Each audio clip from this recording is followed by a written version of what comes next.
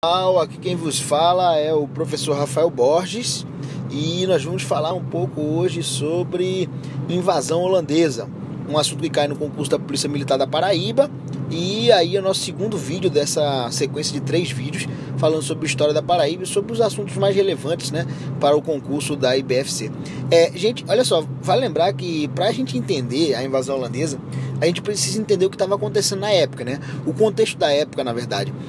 Para os holandeses invadirem o Brasil, e melhor, o Nordeste, porque os holandeses não invadem o Brasil, invadem o Nordeste brasileiro. E quando se fala do Nordeste brasileiro, estamos falando, e claro, Bahia, Paraíba, Pernambuco, Rio Grande do Norte e Ceará. Então são esses estados, na verdade, que vão estar em domínio, né, dos holandeses. Mas é óbvio que os holandeses não estavam interessados na Paraíba, até porque não tinha nada aqui, né? A gente viu anteriormente que só tinha indígena aqui e não tinha mais nada na Paraíba. Então o interesse maior dos holandeses era em Pernambuco, não era Paraíba. Mas enfim, a Paraíba se insere nesse contexto da história por estar no Nordeste e também está muito próximo de Pernambuco. E aí, qual é essa relevância? Primeiro a gente precisa entender o seguinte: o que estava acontecendo no mundo naquela época? Acontece o seguinte: a União Ibérica. A União Ibérica é o grande problema para que aconteça essa invasão holandesa no Nordeste. Por quê? A União Ibérica, não sei se vocês lembram, na época do ensino fundamental, ensino médio, falaram um pouco sobre a União Ibérica. A União Ibérica é uma coisa bem simples. É a junção de 2 reinos, Portugal e Espanha, no controle de uma única pessoa, Filipe II. Mas espera aí, professor, agora eu confundi tudo. Espera aí que eu vou explicar melhor. Acontece o seguinte: um cidadão chamado Sebastião, que é o rei de Portugal, gente, aquele Sebastião mesmo, aquele cara que fez as capitanias hereditárias. Então, esse Sebastião, ele morre. E aí é o grande problema. Com a morte de Sebastião, um rei jovem e tal, morreu, e ele não deixou herdeiro.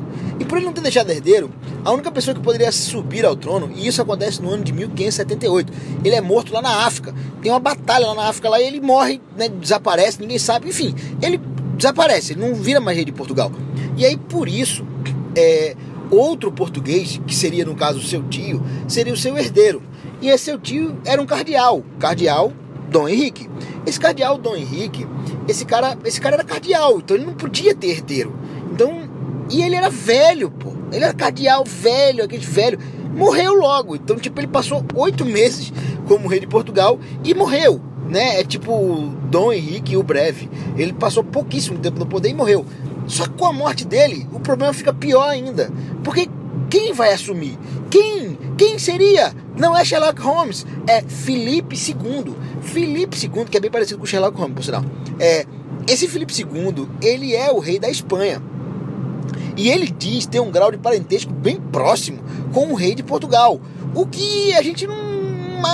assim, acredita que beleza, legal, até porque né, ele falou que é. Mas enfim, esse Filipe II, ele era o queridinho da aristocracia portuguesa.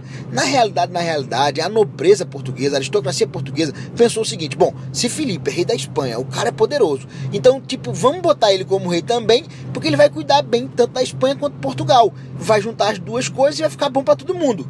Engano deles, porque Filipe não estava preocupado com Portugal. Filipe estava cagando para Portugal, mais inclusive do que Sebastião na época, que estava cagando para o Brasil. Então, tipo, peraí, Sebastião, que era o rei que morreu, estava cagando para o Brasil, imagina então Filipe, que era o substituto do rei que morreu. Ele estava cagando ao quadrado. Então, por isso, se ele não estava nem aí para a história do Brasil, então quem estava preocupado com isso eram os holandeses. Mas não é só isso. O Brasil vem sofrendo várias invasões. Eram franceses, eram holandeses, eram ingleses. E todo mundo invadiu o Brasil. O Brasil era a verdadeira rapariga, né? Todo mundo pegava. Enfim, mas resumidamente, o que acontece? Os holandeses, vendo uma facilidade com a União Ibérica e uma má administração de Filipe II, resolvem invadir o Brasil. Mas não é só por isso. Tem um outro problema. Qual é o outro problema? O problema é o seguinte: os holandeses, eles tinham uma relação muito boa com os portugueses. Eles tinham um comércio com os portugueses muito bom. E esse comércio que eles tinham com os portugueses facilitava muito a vida, né? Porque os portugueses faziam o quê? Plantavam açúcar aqui na colônia e eles levavam esse açúcar para ser refinado lá na Europa. E aí vendia esse açúcar lá na Europa. Era uma das fontes de riqueza da Holanda. como a Holanda estava querendo se emancipar, se tornar um país forte, né, dentro da Europa, então foi um grande baque para a Holanda o fato de Sebastião morrer. Ou seja, todo aquele empreendimento que a Holanda fazia com o Brasil estava acabando. E aí Filipe, malandramente, por ter ódio da Holanda, manda fechar as relações comerciais com a Holanda. Então a Holanda se vê obrigada a tomar uma atitude.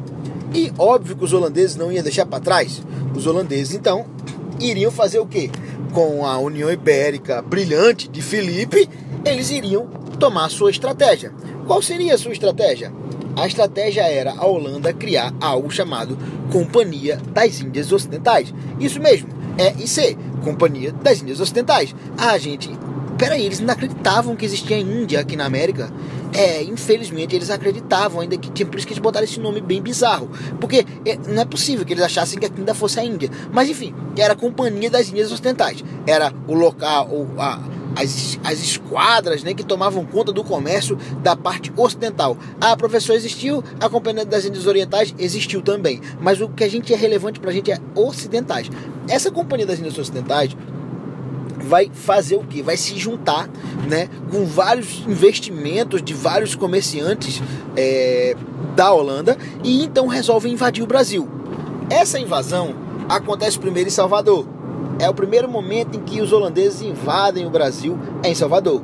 Essa invasão, gente, acontece e aí todo mundo entra em pânico com essa invasão, porque não esperava os holandeses fazerem um tipo de coisa como essa.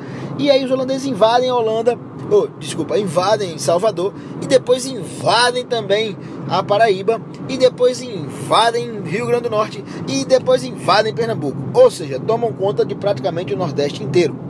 Vale ressaltar que cada invasão teve sua particularidade, né?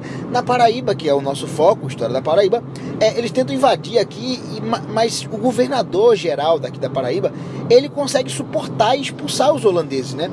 Isso é muito brilhante da parte dele. Ele consegue segurar a onda, ele consegue fazer com que os holandeses sejam expulsos da Paraíba. Mas os holandeses não iam desistir. Os holandeses voltam em 1625 com a frota pesada, enfim, e conseguem invadir Paraíba, Pernambuco, invadem tudo. E, resumidamente, eu coloquei para vocês aqui alguns governadores gerais que tomaram conta, né, da Paraíba enquanto domínio holandês. O concurso de vocês a banca é uma banca meio escrota, né? Então, tipo, eles gostam muito de cobrar esses nomezinhos e tal. Então, enquanto vocês vão gravando aí esses nomezinhos dos governadores da Paraíba, vai dando um joinha lá embaixo, quem gostou do vídeo e tal. E nós temos mais um vídeo que vai falar sobre os movimentos, né, revolucionários, ou a tentativa de mudança, ou as revoltas que existiram na Paraíba, que é um dos assuntos primordiais da história da Paraíba e um dos assuntos primordiais para o concurso que vocês vão fazer. Valeu, galera, um abraço, até o próximo.